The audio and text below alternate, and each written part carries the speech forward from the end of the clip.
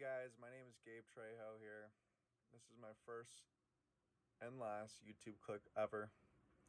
I'm in environmental science with Professor Lovely, and the book I chose to read was The Inhabitable Earth: Life After Warning by David Wallace-Wells. A little background information on David is that he's a deputy editor for the New York Magazine and previously was the deputy editor for the Paris Review. All right, so I'm just gonna read this small little section right here to basically get you guys started. It is worse, much worse than you think. If your anxiety about global warming is dominated by fear of sea level rise, you are barely scratching the surface of what terrors are possible. So that gives you a clear understanding of what David Wallace is going to present in this book. And I'm going to go deeper into it with the different topics I chose that I found interesting and hope that you guys find interesting yourselves. And well, we're going to start off with hunger. So, as you know, there are 7 billion people in the world. And well, not enough food to go around to feed literally everyone. Hunger is a major problem, but so is our population.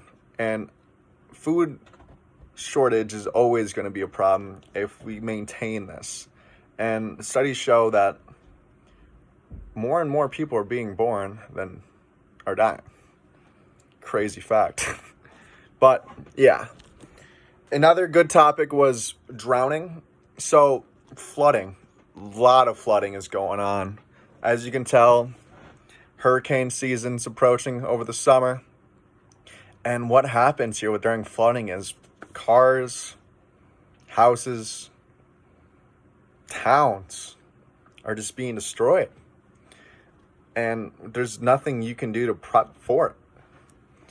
But David also tells about 500-year storms occurring. 500-year storms basically mean that it's a storm strong enough that they only occurs every 500 years. And these storms are occurring not every 500 years. So David Wallace just wants to say we're all doomed, basically. Another one that I find really interesting because it's happening here, not here, but in the United States, year-round wildfires. Year-round wildfires in California, as you know, are occurring on a daily, or were, and they are destroying lands, houses, everything in its path. Like, it doesn't discriminate. It just goes on and destroys everything in its path. One example that David Wallace shows in this thing, or this book, is the Thomas Fire that grew in Los Angeles. This fire literally grew to, in literally one day, it grew 50,000 acres. 50,000 acres in just one day, which equates to evacuating like 200,000 people, David was saying in this book, which is unbelievable. Like, I can't imagine something so bizarre going on here in the United States. Another topic that David really goes into depth with is the freshwater drainage. What I mean by this is all the water supply that is accessible for us to drink as drinking water is draining. We're running out. And here's a short little quote that David came up with his book. National Geographic has calculated only 0.007% of the planet's water is available to fuel and feed its 7 billion people. 0.007. I'm not no math guy, but that's just not going to be able to feed and fuel 7 billion people. As you can see, there's many problems on here, but also globally, sorry about that, 7 to 80% of fresh water is being used for food production and agriculture.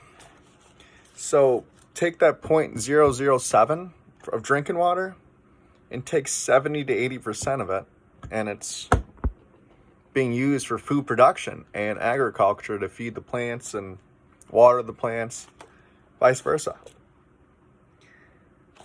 It's just a shortage that can't be tamed, and well, I can't really imagine what's going to happen in the future, as many of you guys are probably not aware or are aware and are in the similar boat as I am.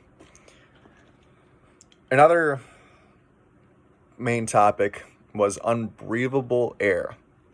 And, well, I'm going to use this in my research question because, well, as you know, there's 5 mass extinctions. All but one was caused by greenhouse gas. And I don't think you guys understand that 5 massive extinctions means everyone's gone. Like, the only thing that wasn't it was the meteor that killed the dinosaurs. Other than that, the other 4 were due to greenhouse gases, something that we're going through right now. It's just crazy to think that. And by reading this book, it makes things much worse. With all this being said, and many more topics that weren't covered, David Wallace is basically saying we're all doomed. As bad as that sounds. And, well, he goes later in depth about saying that if we get our stuff together or get our act together, he still states that there's still a high chance that we are all just doomed. So, like, either way, we should be cautious about this problem that is going on in our planet. A fact that I want to give you guys about this book is, well, it's not what I thought it would be. David Wallace doesn't really sugarcoat anything. He kind of just says what he wants to say and doesn't say it in a kind way. Yeah. An opinion about this book? If I could choose a different book, I probably would. This book kind of gives you an anxiety about life. And, well, would I recommend this book to anybody? I probably wouldn't. If you want to, like, be able to sleep at night and not think about how we're all doomed in the future, and, well, or for our children's sake, I suggest you don't pick up this book and read it.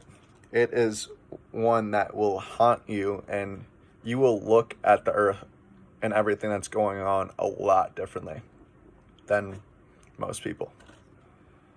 Other than that, if that's your thing and you like to be aware of what's going on in this world, I suggest you pick up this book.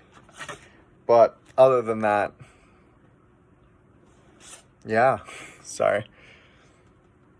I hope you guys enjoyed this. This will be my first and last YouTube clip ever. I hope I didn't do too bad. Have a great day.